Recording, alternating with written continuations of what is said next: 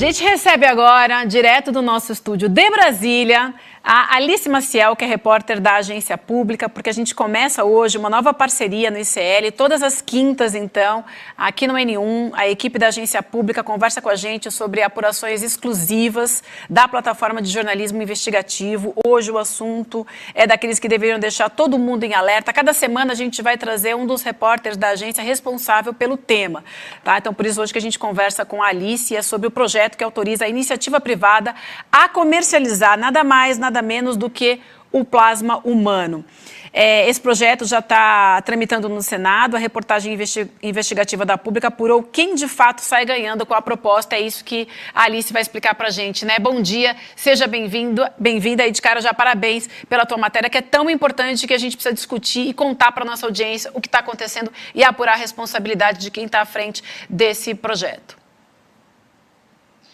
Olá, bom dia, Vivian, Rodrigo, William. Primeiro eu queria agradecer esse espaço, essa parceria, né, que o ICL está abrindo esse espaço para a agência pública, para a gente falar aqui sobre as investigações das reportagens dessa equipe, né, tão corajosa que é da agência pública.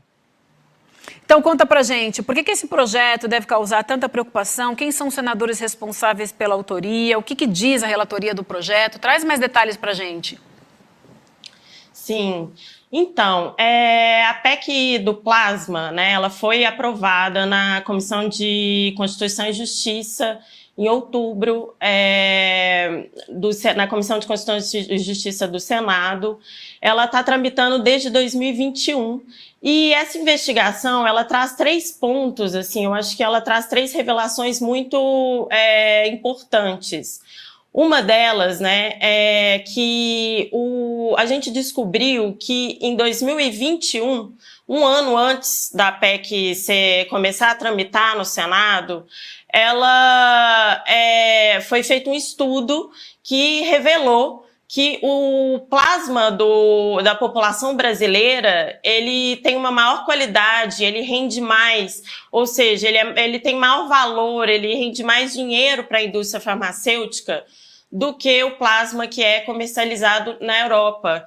Isso foi feito uma pesquisa por uma empresa suíça, uma farmacêutica suíça, que revelou isso, que mostrou isso, e isso chamou muita atenção, né? Isso chama a atenção da indústria farmacêutica, da europeia e tal, porque o plasma, ele é usado para fazer um dos medicamentos hoje mais cobiçados, que é a imunoglobulina, que nada mais é do que os nossos anticorpos, que é usado hoje no tratamento do câncer, da AIDS, e que tem sido cada vez mais, em pesquisas científicas, estudado para tratamento de outras doenças. E ele hoje está em escassez no mundo todo, né? Então, a PEC do plasma, né? Porque uma das questões que a gente foi buscar, uma das perguntas é por que esse tema ele veio à tona agora, né? Por que o Senado resolveu discutir isso? Essa PEC está tramitando desde o ano passado. Por que o Senado resolveu discutir isso agora, né? E a gente descobriu que existe uma empresa no Brasil, que é a Blau Farmacêutica, que teria condições tecnológicas de fracionar esse plasma hoje e transformar ele na medicação, né?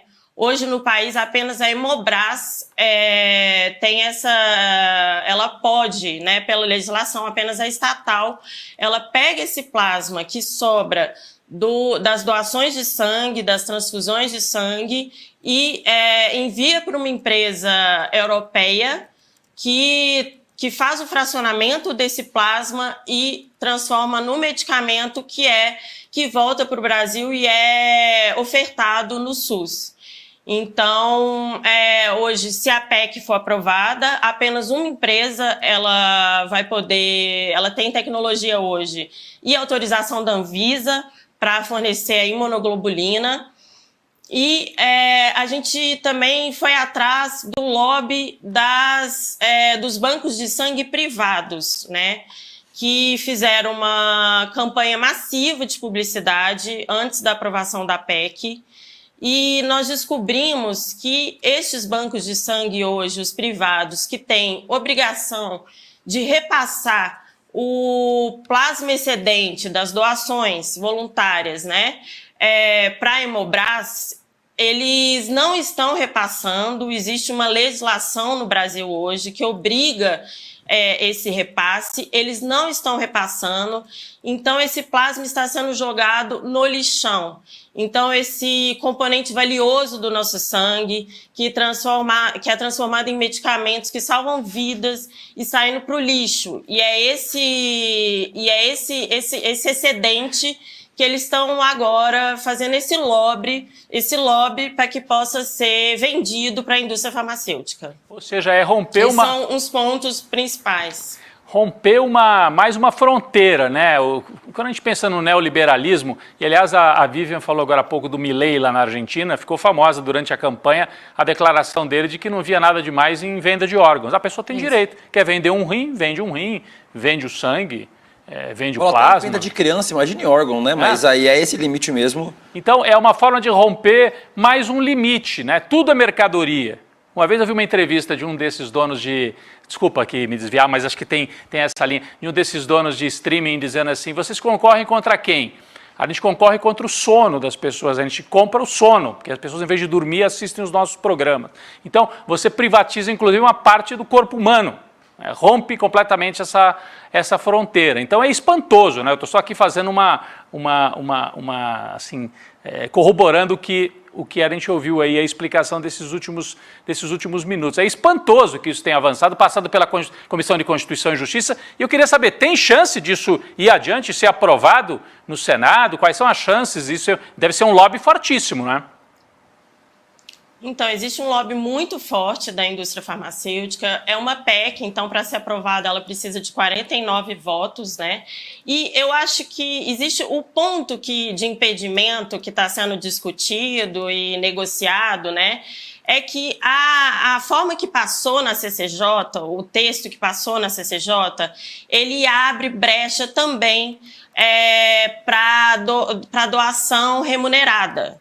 Né? Então, para os laboratórios poderem pagar pela doação de sangue, né? Que isso foi era assim no Brasil antes da Constituição de 88, foi uma conquista, né, da Constituição. Então, a gente avançou nesse assunto e isso é uma questão que é um conflito que está sendo negociado no Congresso para ser retirado e deixado mais claro no texto, para proibir o pagamento para o doador, né?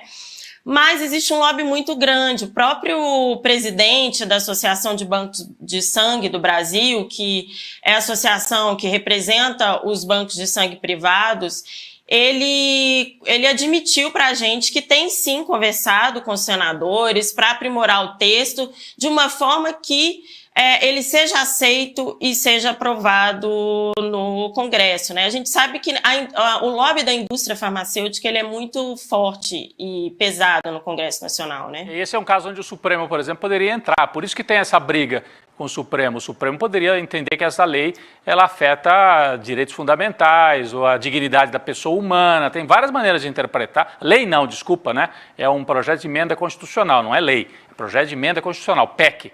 Então, mas enfim, é uma decisão que tem que passar pelo Senado ainda e depois teria que ir para a Câmara, né? Não pode aprovar só numa das casas, tem que passar pela Câmara. Tem um longo trajeto, mas é preocupante que já tenha avançado pela Comissão de Constituição e Justiça e tem uma avenida aberta aí, talvez, para aprovação, e a gente tem que continuar acompanhando, né, Vivian?